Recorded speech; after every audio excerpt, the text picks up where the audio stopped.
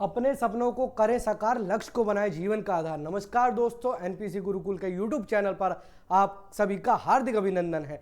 जैसा कि आप सब देख रहे होंगे, मेरी पिछली वीडियो से देखते आ रहे हैं, हम आपके लिए लेके आए हैं यहाँ अभिमन्यु सीरीज। हिंदी की हम अभिमन्यु सीरीज चला रहे हैं और आज हम बात करते हैं अपनी क्लास तीसरी। जैसा कि पिछली दो वीडियो से हम देखते आ रहे थे, हमने डिस्कस करते आए हैं अनेक शब्दों के लिए एक शब्द को, उसी को लेके आज हमारा एक आगे का प्रयास है, छोटा सा प्रयास। आगे की क्लास में हम देखते हैं, बात करते हैं। पहला यहाँ क्वेश्चन दिया गया है, जो आधी अवधि तक काम करता है। मतलब आधी अवधि तक काम करने का मतलब यह है कि उसका अगर अवधि डिसाइड है दिन की, पूरे एक दिन की ड्यूटी डिसाइड है, सुबह से शाम तक का डिसाइड है, तो वह आधी अवधि तक काम करता है। मतलब सुबह से काम कर रहा है, सुबह 8 से उसकी 12 बजे तक की ड्यूटी है बस, तो उसके लिए हम क्या कहेंगे? ऐसे व्यक्ति जो काम करता है उसके लिए हम क्या शब्द यूज करते हैं? पहला दिया गया है पूर्णकालिक, दूसरा दिया गया है अंशकालिक, तीसरा दिया गया है अर्धकालिक और चौथा दिया गया है असामयिक। अगर यहां हम बात कर लें पूर्णकालिक की, पूर्णकालिक का मतलब होता है पूरे टाइम के लिए। जैसे मैं पिछली वीडियो में भी आपको बताया था, पूर्णकालिक का मतलब पूरी टाइम के लिए जो काम कर रहा है वह होगा। दूसरा दिया है अंशकालिक, अंशकालिक मतलब कुछ वक्त के लिए, आधे टाइम के लिए नहीं, कुछ वक्त के लिए उसको रखा गया है। जब तक गवर्नमेंट की मर्जी है या सरकार की या किसी भी फैक्ट्री की या जहां भी काम कर रहा है जिस कार्यालय में, उसकी मर्जी है तब तक रखेगा, उसके बाद उसे हटा दिया जाएगा, तो वह अंशकालिक होता है। असामयिक का मतलब जिसका समय ही डिसाइड नहीं है। तो हम यहां पर इसका राइट आंसर देख लेते हैं। इसका राइट आंसर होगा अर्धकालिक। अर्ध का मतलब आधा, कालिक का मतलब काल, मतलब आधे समय के लिए जो क्या नाम है यहां पे रखा जाता है वह अर्धकालिक कहलाता है। अगला देखते हैं। अगला यहां दिया गया है, वह राजकीय धन जो किसानों की सहायतार्थ, मतलब सहायतार्थ मतलब सहायता के लिए दिया जाता है, उसके लिए उचित शब्द, ऐसा शब्द मतलब ऐसा शब्द हमें यहां पे चुनना है जो दिया गया है कि राजकीय धन, जो सरकार के द्वारा धन दिया जाता है किसानों को, उसके लिए उपयोगी हो। पहला यहां दिया गया है ऋण, दूसरा दिया गया है तकाबी, तीसरा दिया गया है अनुबंधन और चौथा दिया गया है अनुग्रह। यहां पे सरकार द्वारा जो शब्द, मतलब सरकार द्वारा जो धन दिया जाता है उसके लिए यूज हम करते हैं तकाबी। तकाबी मतलब ऐसा क्या नाम है रुपया जो हमें सहायता के द्वारा दिया गया है, जो हमें चुकाना नहीं है। तीसरी बात करते हैं, जिस भूमि पर कुछ ना पैदा होता हो, मतलब ऐसी भूमि जिस पर कोई भी कृषि या कोई भी क्या नाम है फसल नहीं उगाई जाती हो, उसको क्या कहते हैं? उर्वरा, बंजर, निर्जन और निर्जर। मतलब यहां पे अगर उर्वरा की बात कर ले तो उर्वरा का तो मतलब हो जाता है यहां पे, उर्वरा मतलब अगर हम कह लें तो वह भूमि जिसपे हमारी कृषि परमानेंट होती है, उर्वरकता बनी रहती है। आपने देखा होगा यहाँ पे कभी भी बात चलती है कृषि को लेके तो कहा जाता है कि भाई उस भूमि की इतनी उर्वरा शक्ति है, इसलिए वहां पर इतनी अच्छी फसल होती है।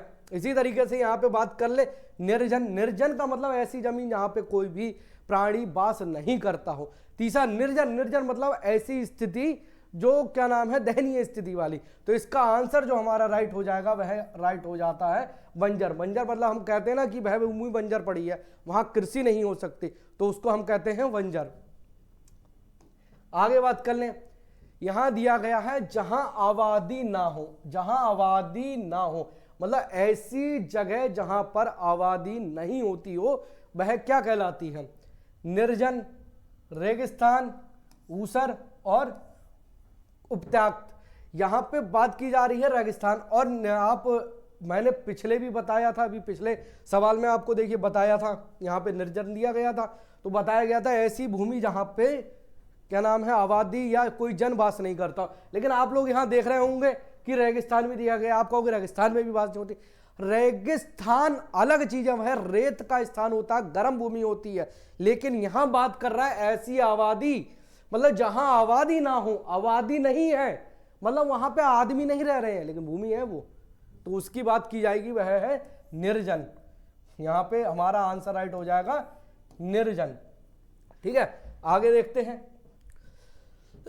ये दिया है जीवन के एक अंश को लेकर लिखा गया प्रबंध काव्य, मतलब ऐसी कविता जो हमारे जीवन की किसी अंश या ऐसे अंश की यहाँ पे बात की जाए तो अगर अंश को समझे तो अंश में यहाँ बात कर रहे हैं कोई ऐसी घटना हमारे जीवन में घटित है जिसको हम लिख देते हैं, लोग कविताओं में बना देते हैं अपनी, क्या नाम है, उनकी घटना कोई भी घटी है उनकी जीवन में तो उसको लेके कुछ वो लिखते हैं, तो उसकी बात कर रहा है यहाँ पर। उसको हम क्या कहेंगे, जीवनी, संस्मरण, महाकाव्य या खंड काव्य। तो यहाँ पे हम अगर इसके आंसर को देख ले तो संस्मरण, महाकाव्य और खंड काव्य ना होगा, क्या होगा, जीवनी। जीवनी का मतलब अपने जीवन पर आधारित कहानी, ऐसी मतलब कहानी या ऐसी कविता जो हमारे जीवन पर आधारित है, जीवन के किसी अंश को लेके लिखी गई है। आप सबने बचपन में मतलब हाई स्कूल में और इंटर में भी पढ़ी होगी, क्या नाम है, बहुत से कवियों की, बहुत से लेखकों की जीवनी पढ़ी होगी, आत्मकथाएं पढ़ी होंगी। तो यहाँ पे जो बात कर रहा है वह इसी चीज की बात कर रहा है, यहाँ पे जीवनी की। आगे देखें, यहां दिया है वातानुकूलन शब्द के लिए एक वाक्य। वातानुकूलन, वातानुकूलन का मतलब अगर हम इंग्लिश में कहें तो एसी, तो एसी की बात कर रहा है। तो ये दे रहा है जहां तापमान घटता बढ़ता है, जहां तापमान समान हो, वह स्थान जहां सर्दी गर्मी को नियंत्रित किया गया हो, और चौथा कह रहा है वह स्थान जहां पर सर्दी गर्मी समान हो। अब यहाँ पे अगर आप ऑप्शन देखें तो उसके हिसाब से देख सकते हैं, यहाँ पे बात कर रहा है वातानुकूलन की। वातानुकूलन का मतलब ऐसी जगह से है जहां पर हम सर्दी और गर्मी को नियंत्रित करे हुए हैं। अगर हमें ज्यादा सर्दी लग रही है तो हम, आपने देखा होगा एसी सबके घर में होती है, ज्यादा सर्दी लग रही है तो एसी का टेम्परेचर बढ़ा देते हैं, और गर्मी ज्यादा लग रही है तो एसी का टेम्परेचर कम कर देते हैं। तो ये वातानुकूलन का जो सही मतलब हो जाएगा वो होगा वह स्थान जहां पर सर्दी गर्मी को नियंत्रित किया गया है। नियंत्रित, नियंत्रित मतलब कंट्रोल कर लिया गया है उस चीज को। आगे बात करें, आगे दिया है निम्न में कौन सा शब्द जिसको छोड़ा ना जा सकता वाक्य के लिए सही हो, मतलब ऐसी चीज या ऐसी वस्तु या ऐसे व्यक्ति जिसे छोड़ा नहीं जा सकता है, मतलब हम छोड़ नहीं सकते, उसको हम क्या कहेंगे, उसके लिए कौन सा ऐसा शब्द हम यूज करेंगे। तो यहां पे दिया गया है पहला अत्याज, दूसरा दिया गया है त्याज, तीसरा दिया गया अभियुक्त और चौथा दिया गया है अक्षम्य। अगर हम बात कर ले यहां से अभियुक्त, अभियुक्त को आप सब जानते होंगे, ऐसा व्यक्ति जिसके खिलाफ कोई कार्रवाई होती है तो कहा जाता है कि भाई ये व्यक्ति अभियुक्त है या गवाह है। कभी बात आपने देखी होगी कि भाई किसी के पुलिस आती है, पकड़ के ले जाती है, आपने कोर्ट में देखा होगा, उसकी कहते हैं भाई पेशी होती है, कौन है भाई, ये अभियुक्त है। तो ये हमारा नहीं होगा। आगे अक्षम्य, अक्षम्य मतलब ऐसा जिसमें भाई कोई शक्ति नहीं है, अक्षम्य, उसके अंदर कुछ है ही नहीं। तज, तज मतलब ऐसा व्यक्ति जिसको छोड़ा जा सकता है, हम छोड़ देते हैं। इसका सही आंसर होगा अतज। अतज मतलब ऐसा व्यक्ति जिसको नहीं, या ऐसा शब्द जिस या ऐसी वस्तु जिसको हम नहीं छोड़ सकते हैं। ठीक है, आगे देखते हैं।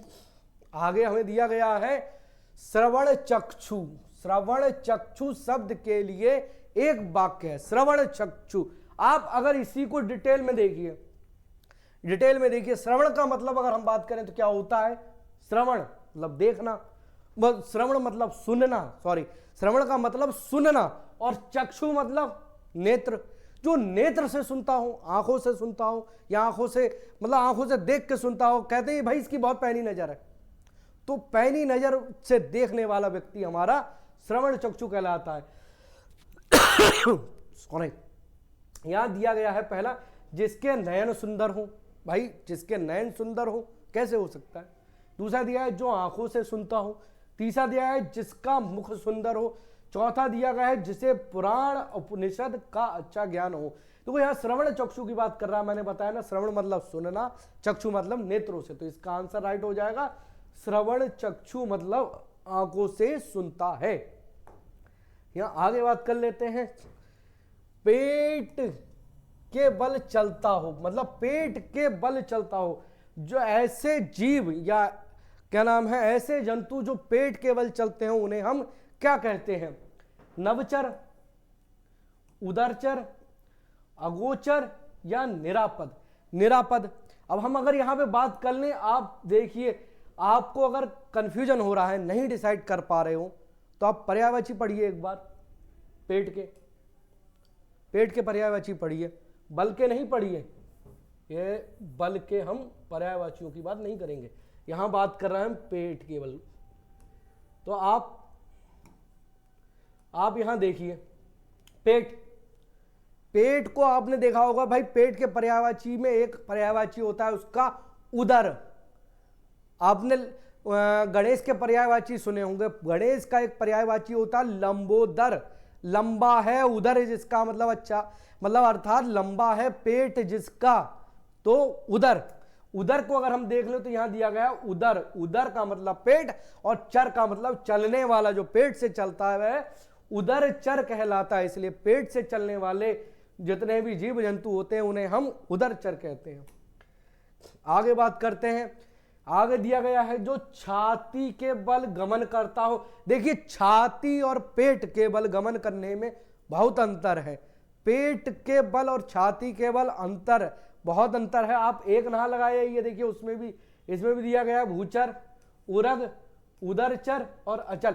उदरचर पेट के बल चलने वाला होता है, उदर का मतलब पेट के बल चलने वाला। इसका जो सही आंसर होगा वह होगा उरग। उरग मतलब छाती के बल चलने वाला, और पेट के बल चलने वाला वह होता है उदरचर।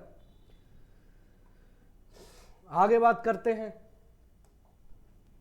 आगे दिया गया है जिसका किसी भी तरह उल्लंघन नहीं किया जा सके।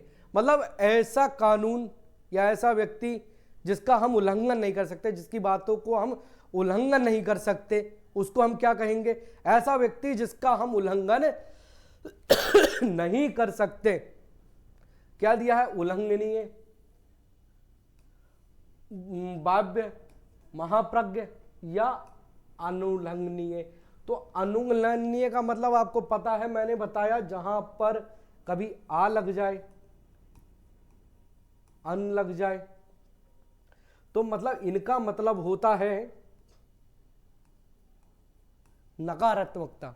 मतलब अन या आ का मतलब होता है नकारात्मकता, मतलब उस चीज को नहीं किया जा सकता। उल्लंघनीय का मतलब उल्लंघन किया जा सकता है, इसलिए इसका आंसर हो जाएगा अनुल्लंघनीय।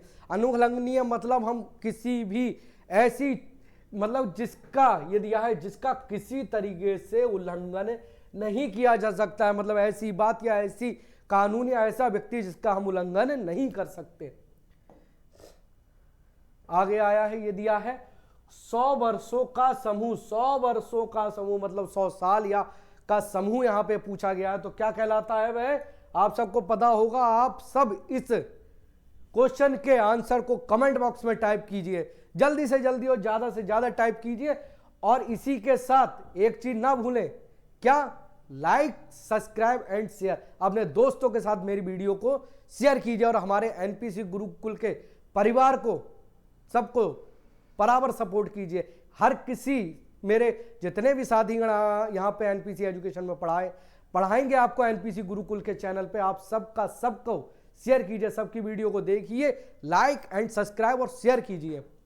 यहाँ पे बात करते हैं हम, क्या दिया? 100 वर्षों का समूह। तो आप सब जानते होंगे 100 वर्षों का समूह का मतलब हम कहते हैं शताब्दी। ठीक है, आगे बात करते हैं। यहाँ पे दिया है हमें वैष्णव। वैष्णव शब्द के लिए एक वाक्य। वैष्णव शब्द का मतलब यहां पे होता है विष्णु का उपासक या विष्णु को मानने वाले। तो यहाँ पे देखिए दिया गया है विष्णु का उपासक, शिव का उपासक, सूर्य का उपासक या शक्ति का उपासक। तो वैष्णव शब्द, वैष्णव का मतलब होता है विष्णु को मानने वाले या विष्णु की पूजा करने वाले या विष्णु के उपासक। उपासक का मतलब पूजा करने वाले। ठीक है, यहां दिया गया है गोद लिया हुआ। गोद लिया हुआ के लिए सही शब्द का चयन कीजिए। गोद लिया हुआ, ऐसा आपने देखा होगा बहुत से, क्या नाम है, लोग क्या संतानें नहीं होती हैं तो वह किसी संतान को गोद ले लेते हैं। तो जब गोद ले लिया जाता है तो उसको क्या कहा जाता है? तो उसको क्या कहा जाता है? हम ऑप्शन में देखते हैं।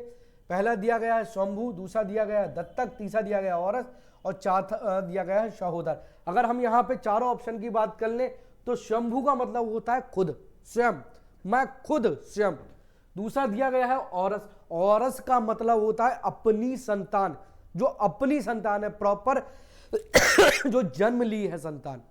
तीसरा दिया गया है सहोदर, सहोदर का मतलब होता है साथी वाला, वह हमारा भाई भी होता है और पत्नी भी होती है, उसको हम सहोदर कहते हैं, या बहन है उसको हम सहोदर कहते हैं, इसलिए यह भी नहीं होगा। यहाँ पे 1 मिनट हम ले लें, ये भी आंसर राइट नहीं होगा। इसका आंसर कौन सा राइट होगा? दत्तक। आप सबने सुना होगा दत्तक पुत्र, दत्तक पुत्र आपने बहुत सा हिस्ट्री में भी पढ़ा होगा, आपको इतिहास सर पढ़ाएंगे भी, तो वो एक बार आपको बताएंगे दत्तक पुत्र के बारे में भी।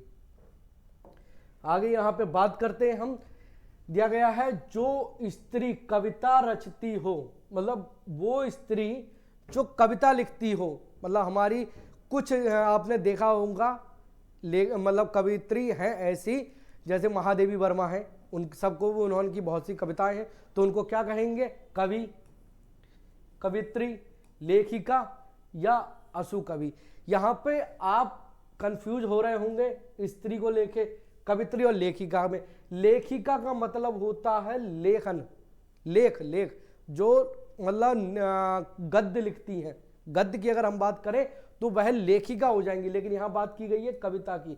कविता की अगर बात की गई है तो इसका आंसर राइट हो जाएगा कवयित्री, ना कि लेखिका। लेखिका को मैंने आप बताया जो गद्यांश लिखती हैं, हमारी कुछ ऐसी क्या नाम है लेखिका हुई भी हैं जो गद्यांश लिखती हैं, गद्यांश है जिनके बहुत अच्छी अच्छी कविताएं हैं, मैं आगे आपको पढ़ाऊंगा भी और आप मेरे साथ जुड़े रहें, मैं आपको बताऊंगा भी। तो अगर यहाँ पे हम बात कर लें, यहाँ किया गया जो स्त्री कविता रचती हो, तो उसके लिए हमारा ऑप्शन कवयित्री राइट हो जाएगा। सही है। यहाँ पे हमारे कुछ क्वेश्चन आपके सामने मैं लेके आया था, अब इससे आगे कि हम और देखेंगे आगे की वीडियो में। इसी के साथ हमारे साथ जुड़े रहें, हमारे चैनल को लाइक, सब्सक्राइब करें और शेयर करें। जय हिंद।